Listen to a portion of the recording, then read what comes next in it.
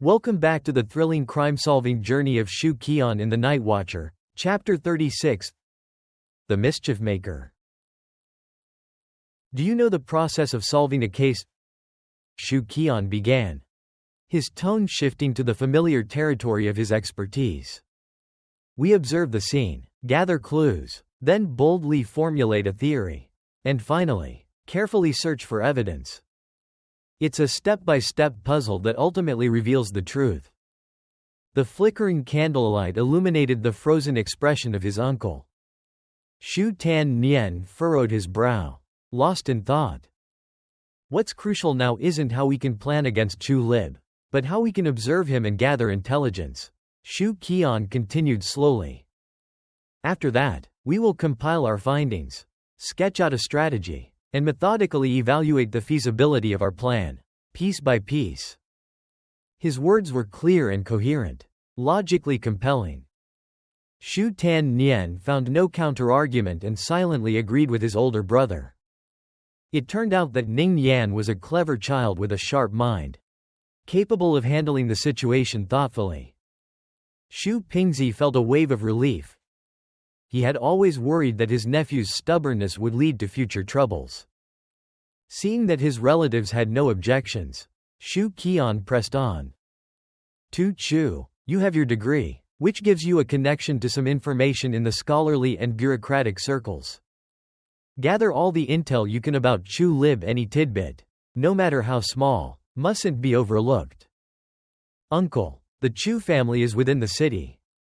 The Royal Blade Guards typically patrol both inside and outside. Monitor their movements discreetly, don't act alone. Have someone trustworthy keep an eye on them, he added. I want to know Chu Lib's daily whereabouts, his activities, and who he interacts with, he instructed, and both men nodded, suddenly remembering something and looking at Xu Qi'an intently. And what about you?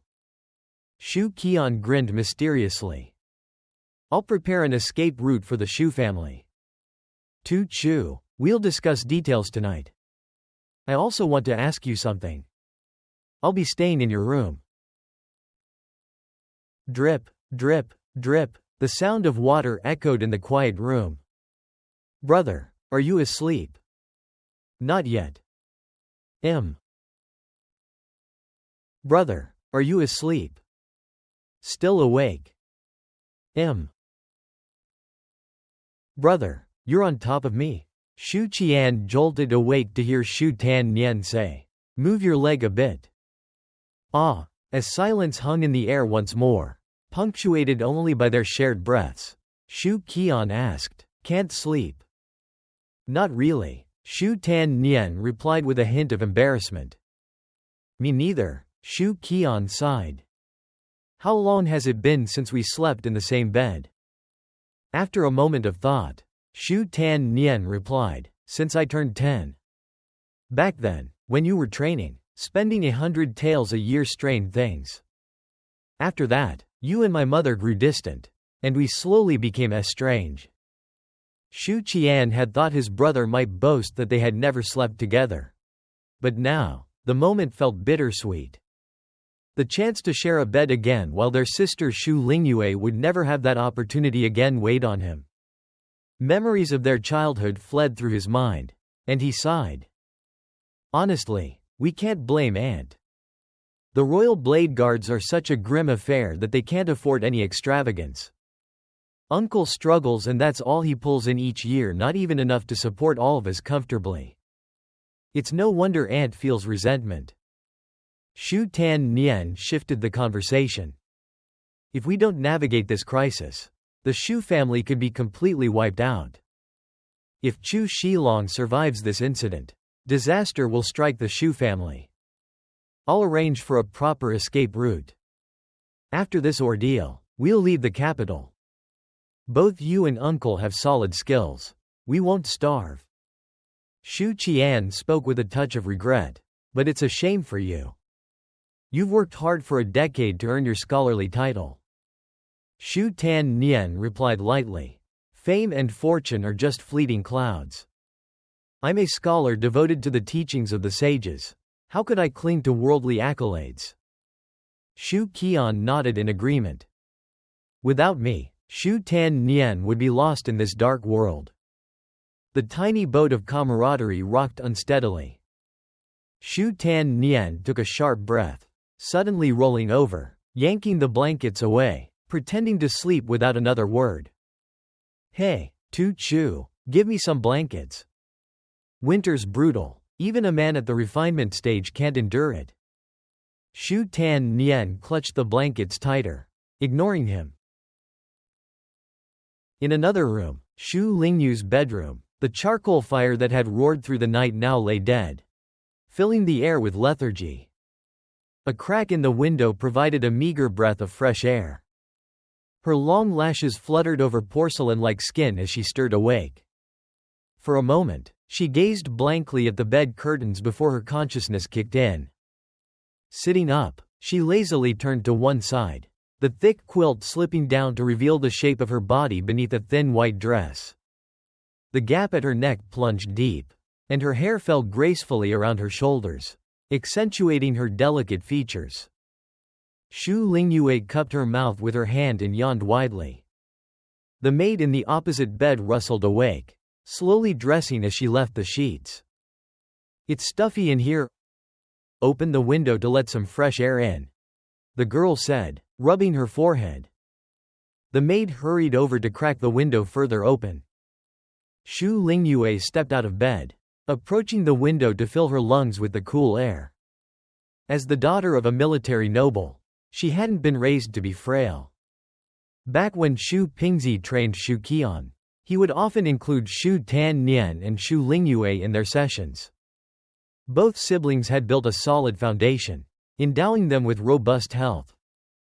But as they aged, Aunt had stopped them from training alongside the unfortunate nephew. After all, their family had decreed that the son would focus on martial arts while the daughter should study. After all, it wouldn't be proper if a girl developed muscles and couldn't find a husband. While basking in the fresh morning air, Xu Lingyue suddenly spotted a figure by the window, dressed in a dark uniform with red trims on the sleeves and collar. The siblings exchanged silent glances for a moment, separated by the window. Xu Qi'an stole a quick look at his sister's striking form. Ya! Xu Lingyue shrieked, slamming the window shut with a loud bang. My sister has grown up, Xu Qi'an thought, heart swelling with pride. Though he hadn't raised her single-handedly, he had still watched her blossom into a young woman. In her room, Xu Lingyue sank down onto the floor, arms enveloped around her chest, her face flushed with embarrassment. The maid chattered on. Miss, you need to break this habit. Wash your face first before opening the window. You see? The elder brother caught a glimpse of you. Thank heavens it was just family. Or what would you do if it were a stranger? Shut up!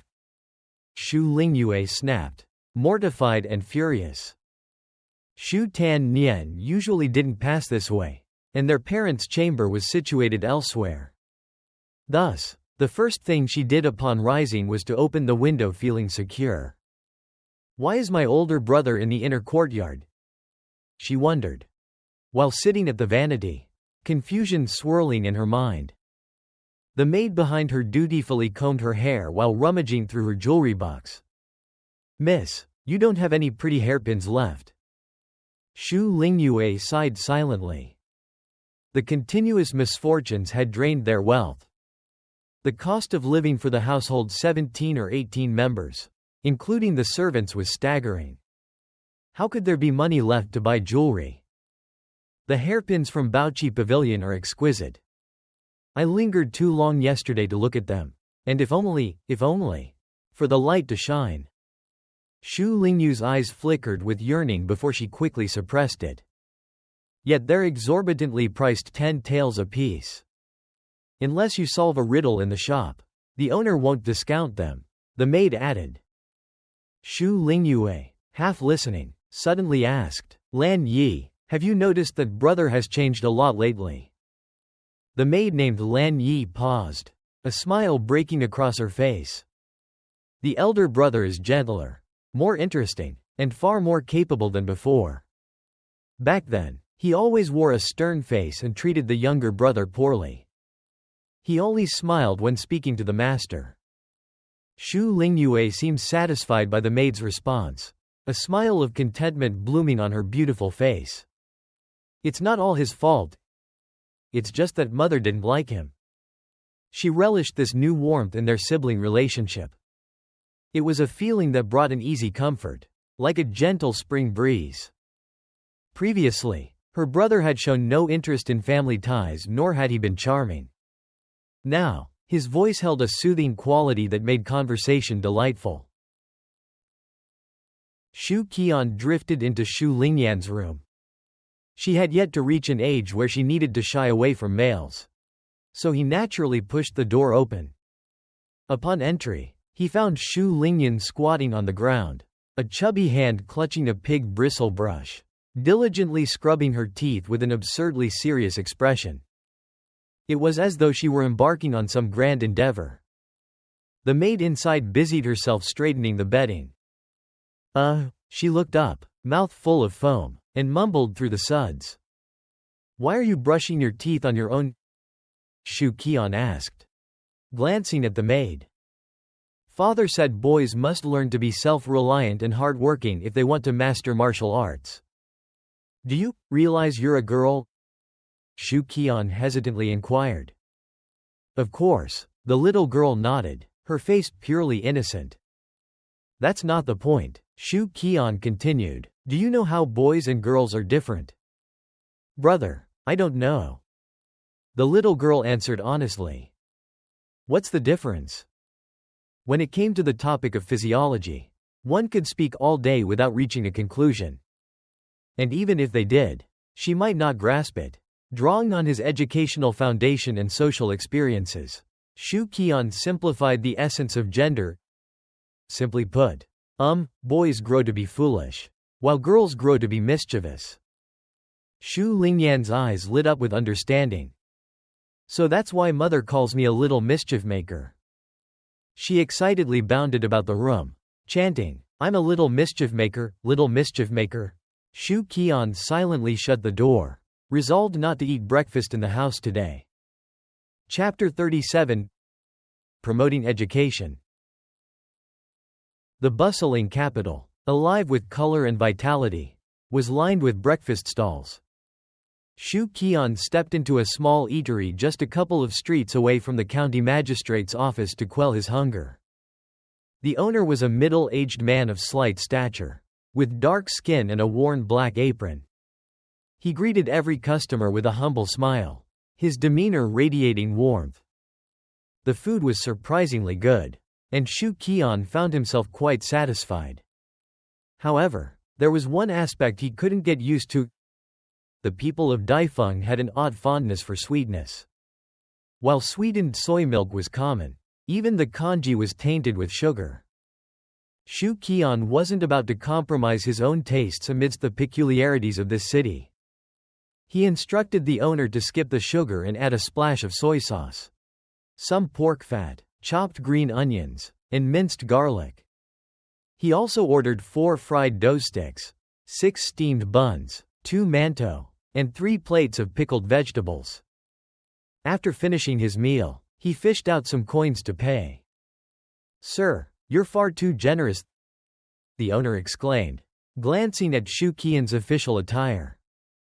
"Just your presence here is a great honor for us small folk."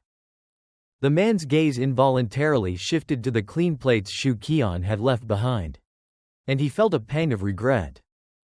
"Are you sure?" The owner swallowed hard, noting that Xu Qi'an had eaten enough for 4 people. He ran a modest operation, just scraping by day to day, yet he still couldn't bring himself to accept the payment. It was all too overwhelming. "Really, no need. I'm just going to sit for a bit to digest." Xu Qi'an waved, dismissing him. "Please, no need to bother me." The owner nodded, retreating with a bow. The corrupt system of the Daifeng dynasty has gone on for far too long. Until it is dealt with, the common people will continue to suffer. Xu Qi'an reflected, watching the owner disappear into the throng of the street. The mont's face, filled with regret from earlier, reminded him painfully of a beggar. Since ancient times, it has always been the great figures who bring ruin upon the common folk, he murmured under his breath. He dropped 10 coins onto the table before slipping away silently. Finally, he's gone. The owner let out a sigh of relief, his shoulders slumping as he trudged back to clean up. How unlucky, he thought dismally. It was only as he approached the table that he froze, staring at the stack of coins left behind. Not only had the official paid, but he had left even more than was due. The owner rushed outside, searching the crowd for a glimpse of the figure in the official attire. But all he could see were distant shapes blending into the sea of people. His mouth dropped open, his throat tight with disbelief. It was the first time in years that he had encountered an official who not only dined but also paid. Ellipsis. After checking attendance at the county office, Xu Qi'an made his way to find the magistrate, hoping to take a leave of absence. Magistrate Xu granted his request without hesitation. Hurrying back to the Xu residence, he pushed open the door to Xu Tiannian's room. The two brothers exchanged a knowing nod. Xu Tiannian held a pale blue robe adorned with cloud patterns, and Xu Qi'an glanced at his brother's long, light blue coat, embroidered with a subtle cloud motif. That robe looks great on you. Let's swap, he suggested. Xu Tiannian smirked, as if to say, are you dreaming? For someone at the refining essence stage, his brother's scholarly garb simply wouldn't fit his broad shoulders and muscular build would stretch the fabric taut. Besides, a scholar's aesthetic demands flowing sleeves and billowing hems, Xu Tiannian quipped.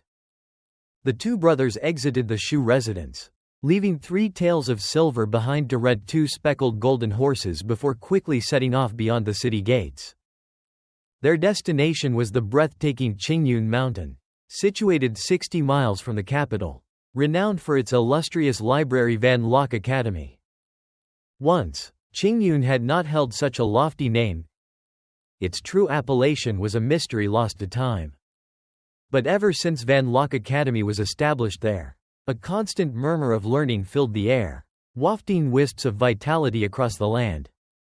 Thus, it earned the name Qingyun Mountain. As they galloped side by side along the road, after an hour of riding, Xu Qi'an squinted into the distance, finally catching sight of the indistinct silhouette of Qingyun accompanied by the library's small cluster of buildings. Tan Nian, I've been meaning to ask. Xu Qi'an slowed his horse and waited for his brother to rein in beside him. Is the holy sage considered the pinnacle of the hierarchy? His curiosity about the world's systems brimmed, yet he had no clear way to obtain information. Xu Tan Nian lifted his chin with an air of pride. Do you think I know? Feeling a twinge of irritation at his brother's arrogance, Xu Qi'an sighed. Well then, how long does the holy sage live? Do you know that? Xu Tan Nian nodded solemnly. 82 years. The holy sage, the founder of the philosophical order if he wasn't at the top tier. He was close enough. Yet, the fact that someone so prestigious only lived to 82 struck Xu Qi'an. It didn't seem to fit with the extraordinary powers that permeated their world. How could even such a revered figure not extend their longevity? He refrained from jumping to conclusions. After all, he had far too little information. The Van Locke Academy cannot accommodate outsiders, Xu Tan Nian remarked. It's a rule. You wouldn't be able to persuade the masters otherwise. Do you feel confident? Xu Qi'an countered, shaking his head. Everything in this world is decided by humans, Xu Tan Nian replied sagely. They needed to prepare by securing a place for the women of their family within Van Locke Academy. That way, even if they faced revenge from the magistrate, the academy would shelter the Xu women's safety. Last time, a tax dispute nearly brought him down. This time, he had to tread carefully. A misstep could bring an even greater threat to their family's line. Xu Qi'an urged his horse forward, leaving Xu Tan trailing in a cloud of dust behind him. Fueled by competitiveness, Xu Tan cracked his whip, galloping after him. Ellipsis. Qingyun Mountain was neither magnificent nor particularly beautiful. Without the ethereal mist swirling around it, it resembled any number of ordinary hills. The mountainside hosted courtyards, towers, plazas, and waterfall springs. A network of narrow, stone-paved paths interwove these spaces like a vast spiderweb. Within a room on the second floor of a tower nestled against the mountainside, a man named Li Mo Bok stood at the balcony, a book in hand. Once, he had sworn never to play chess again, but now he listened to the heated arguments of his two friends behind him. "I don't care. I've made a mistake and I want to undo it," one exclaimed. "Once the pieces are set, you cannot take it back. That's the rules." The holy sage wrote, "To know one's error and rectify it is a great virtue." Is that really what the holy sage meant? Isn't that obvious? "Old fool. You want to debate philosophy with me, don't you? Come here today. We settle this for good." "I have no intention of holding back," the other retorted.